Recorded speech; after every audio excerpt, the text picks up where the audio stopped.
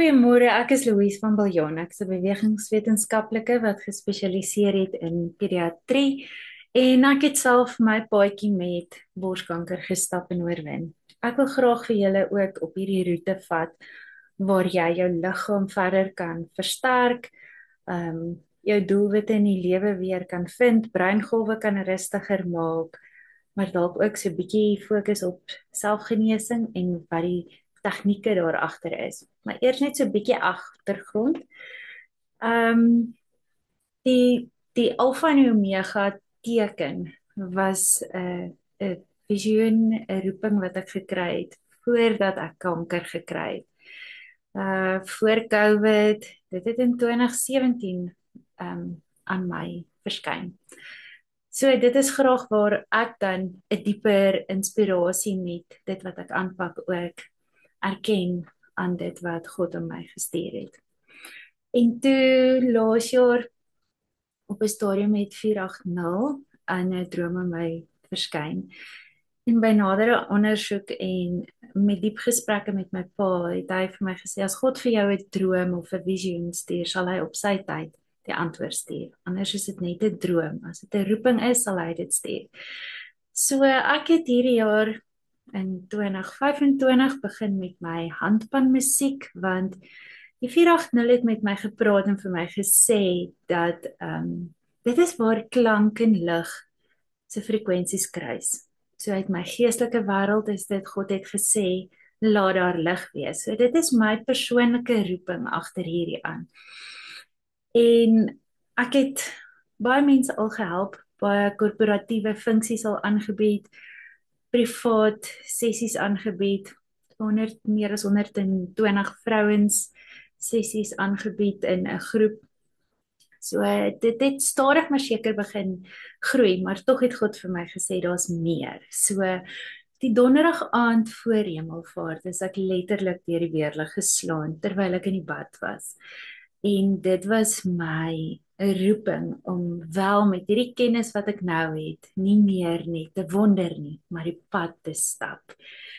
So hierdie is deel van my pad. Daar was sekere persoonlike groei wat ek self moes deurgaan, genesing van 'n rugprobleem. Dit het ek alles in die paastyd gedoen en met Hemelvaart kon ek wel by my eie droom en ideaal uitkom en ek kon gaan trampolien spring en sit en spring en sit en spring. So daarna het ek ook nadat ek 'n 2 weke sessie aangebied het vir my prototipe groep, is ons besig om te ontwikkel in baie ander programme, onder andere vir vroue wat reeds deur borskanker is of gediagnoseer is heidaglik daarmee. Indien jy in hierdie groepie val, is jy regtig baie na in my hart, maar weet ook dat daar ander programme gaan volg vir die mense wat saam met jou daardeur gaan. Want ook hulle kry baie swaar en ons elkeen stap ons eie paadjie. So ek hoop hierdie sessies wat jy jouself tot verbind, gaan vir jou 'n ontsettende lekker pad wees om te volg. As ons kyk na wat die sessies alles aanbied, vat dit baie nou hande met hoe ons breingolwe werk. So ons breingolwe gaan in veg en vlug, aankouerend, hoë beta. Daar's baie woorde wat daarmee gepaard gaan om dit te kan beskryf. Uit my verwysingswêreld as spesialis met kinders en babas se ontwikkeling en ook as 'n bewegingswetenskaplike, gaan ek jou in daai veilige omgewing van die wetenskap agter beweging en breingolwe en asemhaling vat. Indien jy self dan verder in die begeleiding op 'n Christelike pad gaan, is dit 'n spesiale tyd vir jou. Maar ons kyk in die programme na hoe asemhaling jou breingolwe affekteer, maar ook hoe asemhaling die hele liggaam verryk in suurstof. En net self suurstof op sy eie doen al klaar baie genesing. Ek kyk ook nou hoe die sintuie saamwerk, so daar gaan sekere tye wees wat ons sekere sintuie aktiveer en laat rus, en dan ook weer na die tyd as hulle gedeaktiveer is, weer aktiveer in doelwitstelling of visualisering in sportterme of jou 5 jaar besigheidsplan as jy by 'n korporatiewe plek is. So ons gebruik die sintuie in hierdie paadjie. Maar dan ook met breingolwe, hoe die midlyn kruising werk, wat se tegnieke vir die kind en die baba nodig is om die midlyn te kruis om die brein te stimuleer. Maar dit werk dan ook af na die volwasse brein en hoe ons dan die volwassene kan help met midlynkruising. Selfs daai selfde wat met persone na beroerte gebruik word, is ook weer eens uitgehaal uit hoe die kind se brein ontwikkel. Dan kom ons ook by doelwitstelling. So vooraf wil ek jou graag uitnooi om 'n doelwitstelling aan jouself te plaas. Wat wil jy bereik na 2 weke? En in daai proses wil ek dan vir jou vra om vir jou 'n gelukwensinskaartjie te skryf. Asof dit in die ou tyd is waar ons nog van posdienste gebruik gemaak het of met 'n boot 'n briefie moes stuur. Daai briefie is nie onmiddellik daar nie, maar jy sê geluk asof jy weet dit het gebeur. Asof jy weet die reën vir die reenseisoen het plaasgevind. Die oes is daar. So skryf vir jouself asseblief 'n briefie om voor te berei vir waarmee jy jouself wil gelukwens. Want ons gaan ook verder dan werk aan die bewuste en die onderbewuste. Nou daar is baie verskillende terme hang af uit watter veld jy kyk na al hierdie 'n terminologie en so aan. As jy sommer net plainweg sê die bewussyn is dit wat jy baie oordink en wat jy nou oordink en is 'n stadige proses. Die onderbewuste is wat in die kind se brein ontwikkel het in sy kinderjare, die eerste 7 lewensjare, party sê dis tot op 12 jare. Dis waar die breingolwe nog in die alfa en die theta baie is en nog nie so seer in beta breingolwe nie.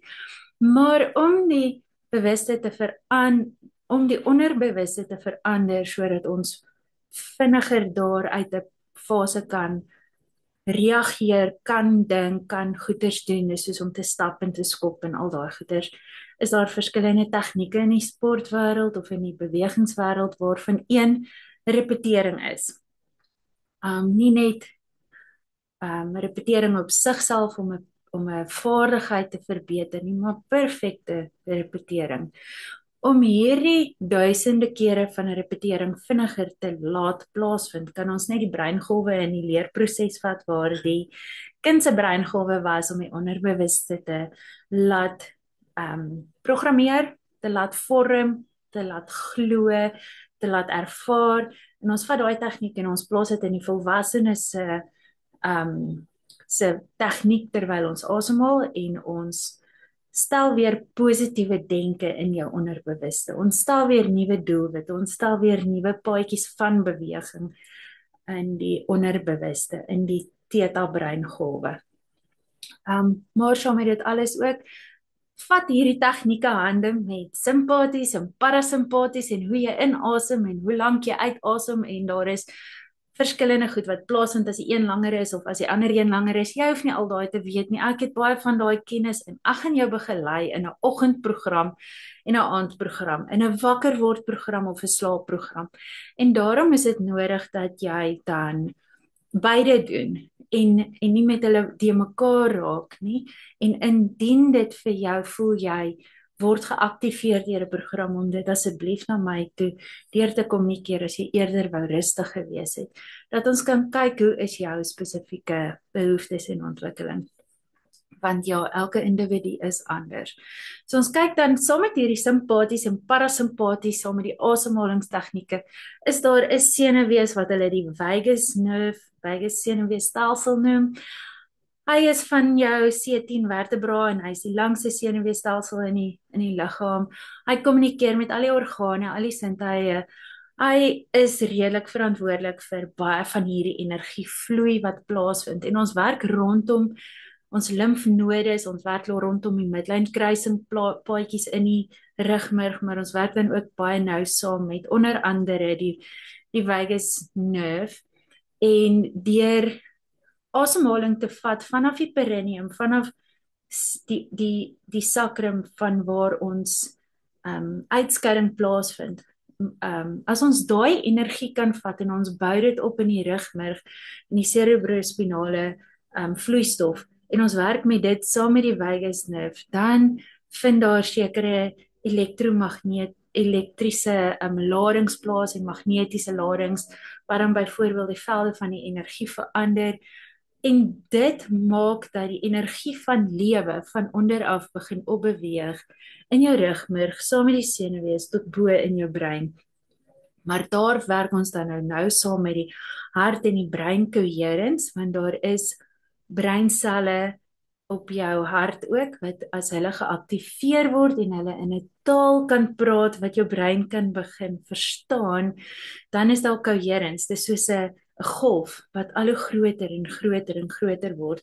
En ons werk dan nou met die inaseming saam om te leer wat is liefde in die hart, wat is dankbaarheid in die hart en hoe voortplaas ons dit dan nou bo in die brein en hoe aktiveer ons dan die paneelklier wat letterlik soos 'n tennebolletjie daarso met al sy antennes is en wat verkalk na die kinderjare. Hoe aktiveer ons hom as volwassene om dan weer syne uit te stuur soos radiosyne, soos televisiesyne. En ek het vroeër genoem van die pos. So ons het vroeër 'n briefie geskryf en hom gepos en dit het 'n tyd gevat voordat hy by die mense aangekom het. En net so met radio en beeld ook en ander kommunikasie. Eers was dit stadig en tog het ons geleer dat dit onmiddellik beskikbaar kan wees. So ek wil jou in hierdie tegnieke ook uitnooi om te glo dat daai verskillende maniere van boodskappe oorstuur moontlik is. Dat daai uitstraling van klank, van beelde moontlik is. En daarmee saam is dan nou ook die handpan, waar ek self julle soms begelei met my eie musiek wat ek maak op die handpan, wat basies soos 'n gitaarboks binne is en dan soos dromnote bo-op is en dit is 'n baie nuwe instrument. Hy is eers gepatenteer in 20, so dit is regtig net 'n diep drom vibrasie en daai vibrasies praat dan met ons. Hy's ingestem op die aarde se frekwensie, so as jy wil meer gaan lees rondom 432 Hz en 440 Hz. My handpan is ingestem op 432 Hz want hy gee vir my daai rustigheid, daai earthing, daai konnektasie met gaan terug na jou waardes en die aarde se geleiding. So dit is al die aspekte wat ons in hierdie 2 weke gaan aanspreek in die programme. Met vorige kanker interaksie met mense, met programme, met asemhaling, het ek gevind dat die vasberadenheid en die deursettingsvermoë baie keer laag is. En 'n mens wil nie bou op mislukking nie. So halfuur sessies was vir hulle te lank gewees. Ja, ons wil uitkom daarby dat jy jou oefeninge in 20 minute kan plaas en dan jou stilte tyd in 10 minute daarna.